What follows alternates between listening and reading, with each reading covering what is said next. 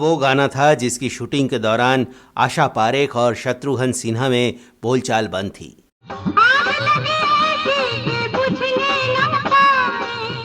इस गाने की शूटिंग के दौरान दोनों की अदावत साफ नजर आती है। शत्रुघ्न सिन्हा और आशा पारेख के बीच मनमुटाव के कारण दोनों के एक्सप्रेशन एकदम रियल थे और फिल्म निर्देशक ने फिल्म में इसे बहुत कुशलता से उपयोग किया था।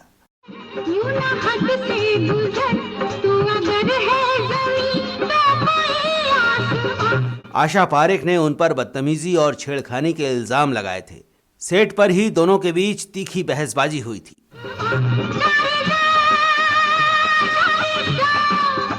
लेकिन किस बात पर हुई थी आशा पारेख और शत्रुघ्न सिन्हा की लड़ाई और इसका अंजाम क्या हुआ, ये सब हम बताएंगे आपको इस खास पेशकश में। इसलिए आपसे गुजारिश है कि आप इस वीडियो को आखिरी तक जरूर देखिए।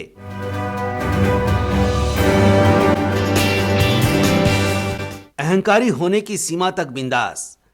तुमने हमारा नाम जरूर सुना होगा। अभद्रता की सीमा तक अक्खड़। कि बंदूक से निकली हुई गोली अगर मेरे हाथों की पकड़ में आ जाए तो अंदर ही फड़फड़ा कर दम तोड़ देगी, साले बाहर नहीं निकले। खूंखार किरदार के बावजूद दर्शकों को प्रिय। आइंदा मेरे किसी लड़के को हाथ लगाया तो मोहल्ले का मोहल्ला उड़ा कर रख दूंगा मैं। और गैर फिल्मी बैकग्राउंड के बावजूद भरपूर कॉन्फिडेंस। अबे ओ अर्थी के फूल, हम अपनी लाइन खुद बनाते हैं, समझा? हड़बे। शत्रुघ्न सिन्हा का यही अंदाज था जिसने फिल्मी व्याकरण के सारे समीकरण हिला दिए थे। बुझी को आग कहते हैं, बुझी को राख कहते हैं, जिस राख से बारूद बने उसे विश्वनाथ कहते हैं। उनकी बुलंद और कड़कती आवाज, चाल ढाल और स्टाइल ने दर्शकों को दीवाना कर दिया था। कुछ सांप इतने जहरीले होते हैं राजा कि अगर वो काट ले तो पलक झपकते ही जिंदगी कट जाती है। उनके डायलॉग बंदूक से निकली गोली जैसे होते थे, इसलिए वो शॉटगन के नाम से मशहूर हो गए। मेरे ताश के 53वें पत्ते, तीसरे बादशाह हम हैं, दिखाई नहीं देता। शत्रुघ्न सिन्हा पुणे की फिल्म इंस्टीट्यूट से एक्टिंग का डिप्लोमा लेने के दौरान ही कई मायनों में बदनाम हो चुके थे। अपने साथियों के बीच उनकी छवि गुस्सैल, बददिमाग, दबंग, मुंहफट और बड़ी बड़ी बातें करने वाले शख्स की थी। इसके अलावा बॉलीवुड में हीरो के लिए लंबाई, गोरा रंग और खूबसूरत चेहरा ज़रूरी माना जाता है, मगर शत्रुघ्न सिन्हा का रंग सांवला था और चेहरे पर कट का निशान भी दिखता था। उनके रंग और चेहरे पर कट के कारण कई साथी उनका मजाक भी उड़ाते थे। सबको लगता था कि ये लड़का क्या एक्टर बनेगा, लेकिन शॉटगन पैदाइशी बिंदास थे। उन्हें इन सब बातों की कोई फिक्र नहीं थी। वो अहंकारी होने की हद तक कॉन्फिडेंट थे। अरे मेरे बदायूं के लल्ला, अभी तक दुनिया में कोई ऐसी जगह ही नहीं बनी जहां से मंगल ना निकल सके। 1969 में उन्हें 2 फिल्मों में काम मिला। पहली प्यार ही प्यार, जिसमें उनका ब्लैकमेलर का छोटा सा रोल था, लेकिन इस फिल्म की क्रेडिट लाइन में उनका नाम देना भी जरूरी नहीं समझा गया था। इसके अलावा दूसरी फिल्म थी आशा पारेख और मनोज कुमार की रोमांटिक क्राइम थ्रिलर फिल्म साजन। इसके निर्देशक मोहन सहगल को शत्रुघ्न सिन्हा में कुछ खास बात नजर आई थी। शत्रुघ्न इसमें पुलिस इंस्पेक्टर बने थे। हालांकि ये रोल भी छोटा था। साजन में मनोज कुमार और आशा पारेख जैसे बड़े कलाकार थे, लेकिन शत्रुघ्न सिन्हा ने यहाँ भी अपना अड़ियलपन नहीं छोड़ा। इसी फिल्म की शूटिंग के दौरान वो घटना हुई जिसने शत्रुघ्न सिन्हा का करियर ही बदल दिया। वो इसकी शूटिंग के दौरान आशा पारेख से भिड़ गए। आशा पारेख को तब फिल्मों में 10 साल पूरे हो चुके थे और शत्रु जी के करियर की शुरुआत ही हो रही थी, मगर उनको इन सब बातों से फर्क पड़ता तो शत्रुघ्न सिन्हा शॉटगन कैसे बनते। शत्रु जी उस समय नए नए थे और फिल्मों से जुड़ी कई तकनीकी चीज़ों से वाकिफ नहीं थे। इस फिल्म के एक सीन में उन्हें जबरन आशा पारेख का हाथ पकड़ना था। उन्होंने सीन को रियलिस्टिक टच देने के लिए आशा पारेख को कसकर पकड़ लिया। वो हाथ छुड़ाने की जितनी कोशिशें करती, शत्रुघ्न अपनी पकड़ उतनी ही मजबूत कर देते। उनकी इस हरकत से आशा पारेख बिफर गईं और उन्होंने शत्रुघ्न सिन्हा पर बदतमीजी के साथ साथ छेड़खानी का भी आरोप लगा दिया। लेकिन ये बात सही नहीं थी तो शत्रु जी ने जवाब देना भी शुरू कर दिया। आशा जी को आश्चर्य हुआ कि इंडस्ट्री में शुरुआत करने वाला अकल का लौंडा उनसे कैसे बोल रहा है। बड़ा स्टार गुस्सा करता है तो अक्सर छोटे कलाकार चुप रह जाते हैं, लेकिन शत्रु जी इस लिहाज से हिमाकत कर रहे थे तो गुस्से में वो भी चीखने लगी। इस झगड़े के कारण सेट पर बवाल हो गया था। बात बहुत बढ़ गई तो उन्होंने कसम खाई कि मैं अब कभी शत्रुघ्न सिन्हा के साथ काम नहीं करूंगी। ये बात आग की तरह पूरी इंडस्ट्री में फैल गई। एक स्ट्रगल की सीधे सुपरस्टार से भिड़ने की घटना की खूब चर्चा हुई। इसे फिल्मी मैगजीनों ने भी खूब मिर्च मसाला डालकर छापा। हालांकि ये शॉट एडिटिंग के दौरान फिल्म से हटा दिया गया।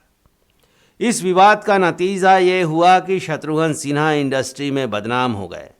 लेकिन कहते हैं ना कि बदनामी में भी नाम छिपा होता है। इसके चलते इंडस्ट्री में लोग शत्रु जी को जानने लग गए, मगर एक ऐसे कलाकार के साथ काम करने के लिए कोई भी हीरोइन तैयार नहीं होती थी। इस संकट में शत्रु जी की मददगार बन के आई मुमताज। जब उनकी और संजीव कुमार की फिल्म खिलौना की प्लानिंग चल रही थी तो इसमें मोहल्ले के एक गुंडे का रोल था, जिसके लिए मुमताज को शत्रुघ्न सिन्हा ठीक लगे। उन्होंने डायरेक्टर से खलनायक के रोल के लिए शत्रुघ्न सिन्हा को लेने की सिफारिश की तो उन्होंने हाँ कर दी। भैया साहब, इतनी मेहरबानी और कीजिए कि दिल से निकली हुई शायरी की कुछ बूंदें बरसा दीजिए, तभी रंगीन महफिल में बहारें आ जाएंगी। खिलौना में उन्होंने बिहारी नाम के विलेन का किरदार किया। यह फिल्म सुपर हिट रही। इसके सभी गाने हिट हुए। खुश रहे तू सदा, ये दुआ है मेरी। इसमें संजीव कुमार और मुमताज के साथ सबने शत्रुघ्न सिन्हा के काम को भी नोटिस किया। इसके बाद तो शत्रुघ्न सिन्हा की डिमांड बढ़ गई। बॉलीवुड में जो बिकता है सब उसको सलाम करते हैं। इसलिए सब लोग शत्रुघ्न सिन्हा से जुड़े विवाद भूल गए और उनको धड़ाधड़ फिल्मों में बतौर खलनायक साइन करने लगे। हमारे बारे में मशहूर है कि हम लोगों की शादियां भी कराते हैं और श्राद्ध भी। मैं भी यहाँ बैठे हुए इन लोगों की तरह शरीफ आदमी नहीं हूँ, मगर इन जैसा गंदा घिनौना कायर और लालची आदमी भी नहीं जो। अपने दमदार अभिनय और बेहतरीन डायलॉग डिलीवरी के लिए शत्रुघ्न सिन्हा को काफी पसंद किया गया। अपनी गंदी जुबान से दोस्ती का नाम मत ले, तुझसे ज्यादा वफादारी तो कुत्ते में होती है। काश मैंने तुझसे दोस्ती करने के बजाय किसी कुत्ते को पाल लिया होता कमीने। खलनायक के रोल में उनकी लोकप्रियता के पीछे उनके गाल पर लगे कट के निशान का बहुत बड़ा हाथ था।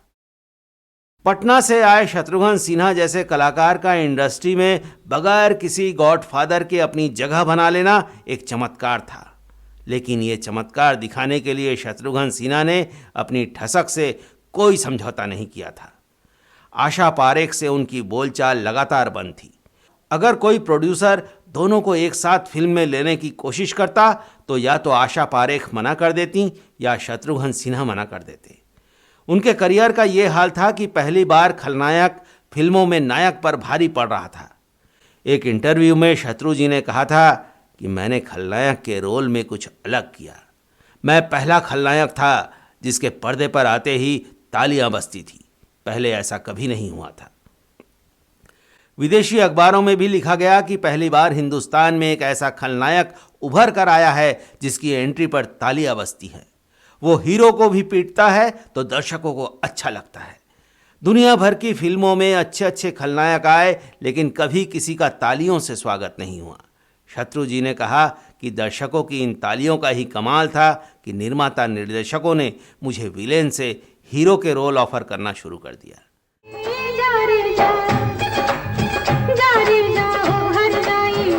लोग भला क्या पहचाने, तुम जानो तुम जानो या हम जानो। 1973 में सुल्तान अहमद ने हीरा टाइटल से फिल्म बनाने का ऐलान किया। सुल्तान अहमद मुगले आजम बनाने वाले के आसिफ के असिस्टेंट रहे थे और उनका इंडस्ट्री में बड़ा नाम था। उन्होंने डकैतों पर कई यादगार फिल्में बनाईं। हीरा में उन्होंने शत्रुघ्न सिन्हा को विलेन का रोल ऑफर किया और आशा पारेख को सुनील दत्त की हीरोइन का। सुल्तान अहमद उन दिनों आर्थिक तंगी से गुजर रहे थे और उन्हें एक बड़ी हिट की सख्त ज़रूरत थी। वो चाहते थे कि शत्रुघ्न सिन्हा और आशा पारेख उनको सहयोग करे। लिहाजा अनिच्छा के बावजूद दोनों उनको मना नहीं कर पाए, लेकिन इनका झगड़ा खत्म नहीं हुआ था।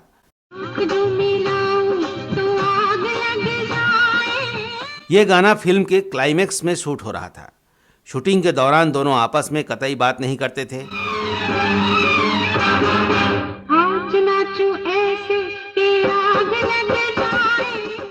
4 साल से चला आ रहा अबोलापन जारी था और इसमें वक्त के साथ साथ थोड़ी तलखी और बढ़ गई थी।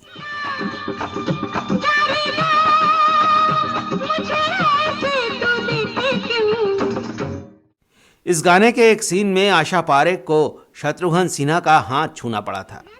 जैसे ही शॉट पूरा हुआ तो वो जोर से चिल्लाई, डेटॉल लाओ, डेटॉल लाओ। इसके जरिए वो शत्रुघ्न सिन्हा के संपर्क में आने की खिल्ली उड़ा रही थी। हीरा बहुत बड़ी हिट साबित हुई। मैं तुझसे मिलने आई मंदिर जाने के बहाने। जगदम्बे मां, जय अम्बे जगदम्बे, जय अम्बे जगदम्बे। शत्रुघ्न सिन्हा ने इस वाक़ये के बारे में बताया था कि आशा जी ने साजन के सेट पर मुझ पर कुछ टिप्पणी की थी, जिससे मैं नाराज़ हो गया और बरसों तक उनसे बात नहीं की। हीरा की शूटिंग के दौरान भी हम आपस में बात नहीं करते थे। उनकी सीनियरिटी और स्टारडम को देखते हुए मेरी ये हरकत बचकाना थी, लेकिन खुशकिस्मती से बाद में ऐसी बात नहीं रही। अब हमारे रिश्ते बिल्कुल ठीक हैं। जब आशा जी से भी यही सवाल पूछा गया तो वो हंसकर बोली कि जब आप जवान होते हैं तो आप गुस्से में कई ऊल जलूल हरकतें करते हैं। ऐसी बातों को आप भूल जाना ही बेहतर है। आशा पारेख पर लिखी बुक द हिट गर्ल में इस विवाद का जिक्र है। तो दोस्तों, आपको ये पेशकश कैसी लगी कमेंट करके ज़रूर बताइए और इस वीडियो को लाइक और शेयर भी करते रहें। आपका बहुत बहुत धन्यवाद दोस्तों।